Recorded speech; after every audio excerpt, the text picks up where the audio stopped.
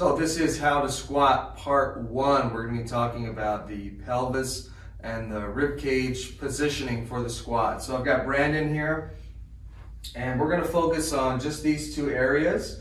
You probably heard this before, but you want to think of the bottom of the rib cage and the top of the pelvis.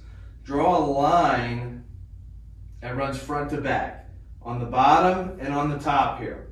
These, when you're squatting, these lines shouldn't cross. When you set the platform that is a stable torso for squatting, these parallel lines give you just enough support from the front and to the back.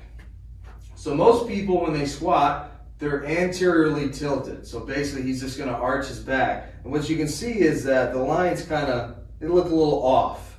But we want to start with a neutral pelvis, and we want to think of putting your finger on the bottom of your sternum and pulling your rib cage and your sternum down.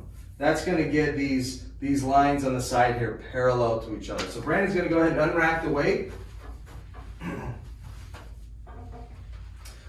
Before he starts, he's even going to correct his pelvis more to make it more neutral, pull his sternum down, and he's got to keep that throughout the whole motion.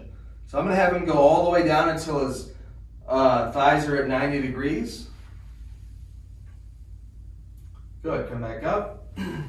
Do one more. At the bottom of your squat, it's kind of unavoidable to have a little bit of a butt wink at the squat. That's just because the femurs are going into flexion and they hit the end range of flexion, and you need to get lower. So you have a little bit of that pelvis tilting, which it's unavoidable, probably fine.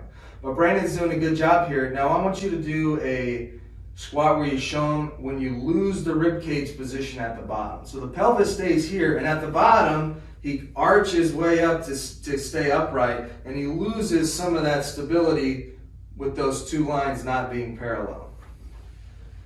So that was a great example. We're going to cover the foot, knee, and hip position in part 2. Thanks for watching.